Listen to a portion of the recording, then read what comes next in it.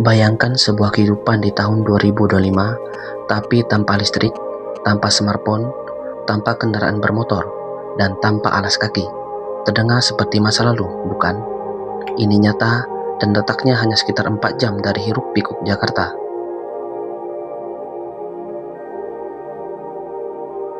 Selamat datang di tanah Kanekes, rumah bagi suku Baduy.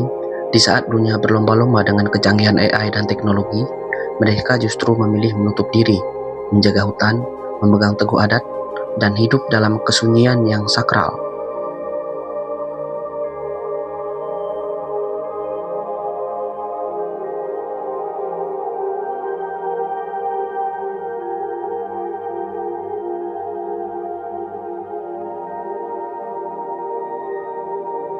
Halo teman-teman, kembali lagi bersama saya Sio01. Di video kali ini kita akan membahas tuntas tentang suku Baduy, dari mana sebenarnya asal mereka, sejarah seperti apa, dan siapa sebenarnya mereka. Benarkah mereka adalah sisa-sisa prajurit elit kerajaan Pajajaran yang melarikan diri, dan kenapa mereka sampai mengharamkan teknologi canggih yang kita pakai sekarang? Simak video ini sampai habis, karena kita akan belajar filosofi hidup yang mungkin sudah lama hilang dalam diri kita. Dan ini dia, suku Baduy.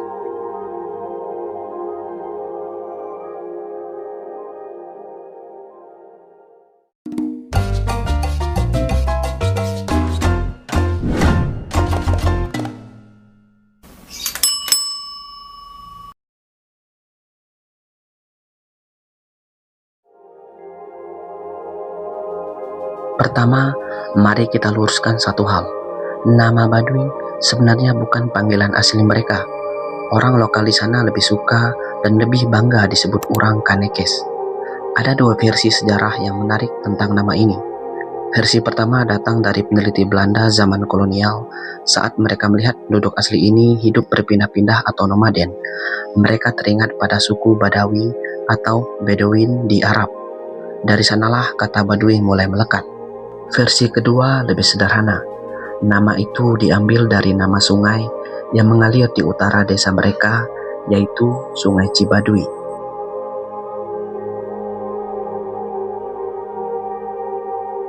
Tapi ada legenda yang lebih dramatis dan dipercaya banyak orang. Banyak sejarawan dan masyarakat percaya bahwa suku Baduy adalah keturunan langsung dari warga kerajaan Pajajaran yang mengasingkan diri ke pegunungan Kendeng pada abad ke-16. Konon, saat Kesultanan Banten mulai berkuasa dan menyebarkan Islam, mereka yang ingin tetap setia pada ajaran nenek moyang memilih lari ke hutan, menutup diri, dan bersumpah menjaga alam serta adat istiadat hingga akhir hayat mereka.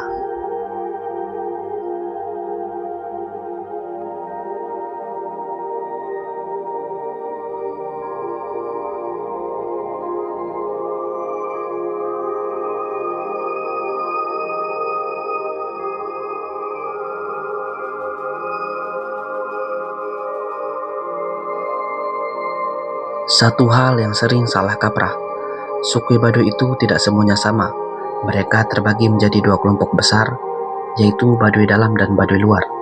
Bayangkan, Baduy Dalam sebagai pasukan elit, penjaga adat, ciri khasnya pakaian serba putih, lambang kesucian.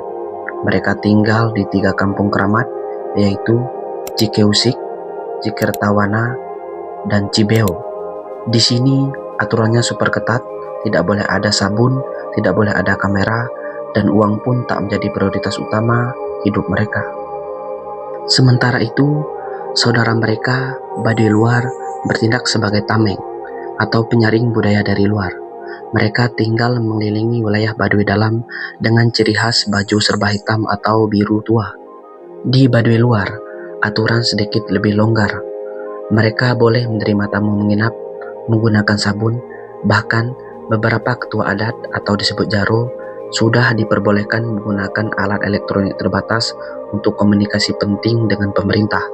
Tapi ingat, meski disebut luar, mereka tetap memegang teguh identitas mereka sebagai orang Kanekes.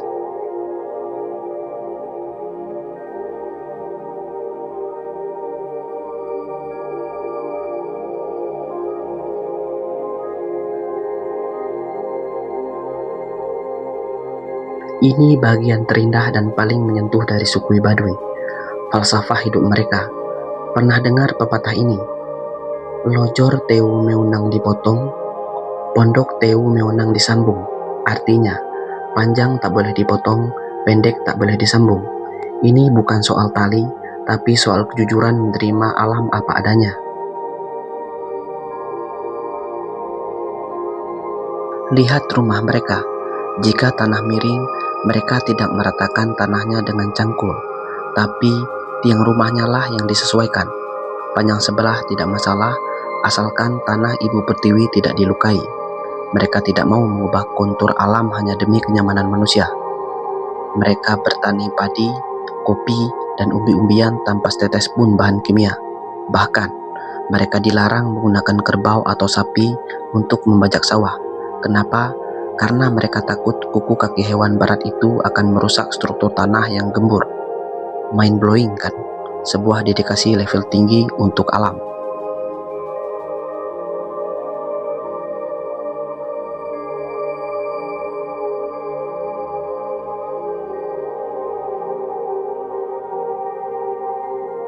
Jika kita bicara soal agama, mungkin yang terlintas adalah agama-agama besar yang kita kenal.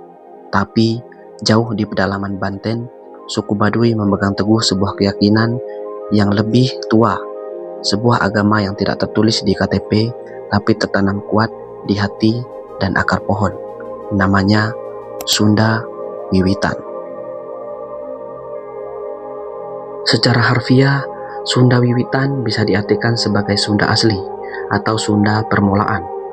Inti dari kepercayaan ini adalah pemujaan terhadap kekuatan alam dan arwah leluhur atau karuhun yang dianggap sudah bersatu dengan alam itu sendiri. Bagi masyarakat Baduy, agama bukan sekedar ritual hari Minggu atau Jumat. Agama adalah cara mereka memperlakukan hutan, sungai, dan tanah. Ajaran ini pun tertuang dalam kitab kuno warisan zaman kerajaan Sunda, yaitu Kitab Sanghyang Siksa Kandang Karesian. Nah, ini bagian yang paling menarik. Dalam kosmologi atau pemahaman semesta Sunda Wiwitan, dunia ini terbagi menjadi 3 lapisan utama. Coba perhatikan diagram ini. Pertama, yang paling atas adalah Buana Nyongcung. Ini adalah tempat bersemayamnya sang pencipta tertinggi yang mereka sebut Sang Hyang Kersa atau Yang Maha Kuasa. Letaknya ada di puncak tempat suci para dewa. Kedua, ada Buana Panca Tengah. Sesuai namanya, ini adalah dunia tengah, tempat kita manusia berdiam diri dan menjalani kehidupan fana ini. Ujian hidup manusia ada di sini. Dan yang ketiga adalah Buana Larang. Ini bisa disamakan dengan konsep neraka, tempat hukuman atau hal-hal yang dilarang. Lalu, bagaimana cara mereka berdoa? Apakah ada gerakan khusus? Doa para penganut Sunda Wiwitan biasanya disampaikan lewat nyanyian pantun dan kidung yang sakral. Tak jarang, doa-doa ini diiringi dengan gerak tarian tertentu seperti pada upacara seren tahun atau syukuran panen. Bagi mereka, seni adalah jembatan menuju Sang Hyang Kersa. Untuk tempat ibadahnya sendiri, jangan bayangkan gedung megah. Tempat sembahyang mereka disebut pamunjungan atau kabuyutan. Bentuknya adalah punden, berundak, atau struktur batu bertingkat yang biasanya terletak di tempat sunyi di atas bukit. Disinilah mereka menghubungkan diri dengan leluhur jauh dari kebisingan dunia modern.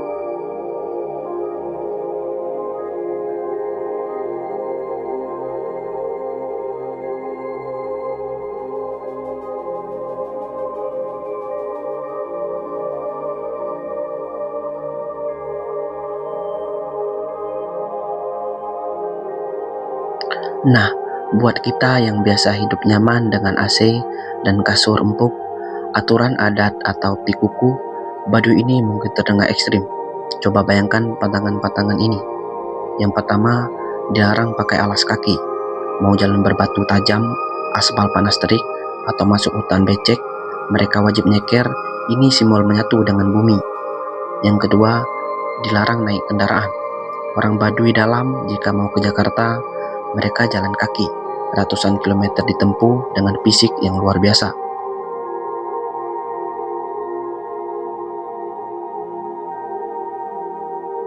Yang ketiga, rumah wajib menghadap ke utara atau selatan. Biar apa? Biar sirkulasi matahari optimal dan menghormati tata letak kampung. Kemudian yang keempat, tabu ala elektronik khusus Baduy dalam. Tidak ada TV, radio, apalagi wifi.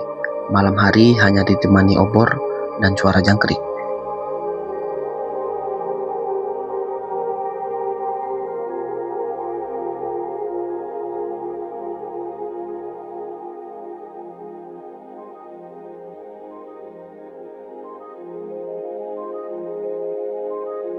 Di dunia modern, kita sering mengukur kebahagiaan dari seberapa canggih gadget kita atau seberapa cepat mobil kita. Tapi suku Baduy menampar kita dengan kenyataan bahwa kebahagiaan bisa datang dari kesederhanaan, bahwa menjaga alam bukan sekedar slogan, tapi gaya hidup. Mereka bukan tertinggal, mereka memilih untuk tidak berlari demi menjaga apa yang seharusnya dijaga, yaitu bumi, air, dan tradisi.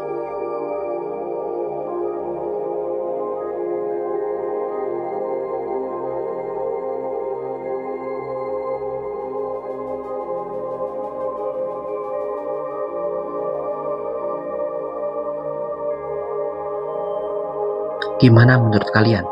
Sanggup nggak kira-kira hidup sehari aja tanpa alas kaki dan tanpa HP seperti suku Baduy?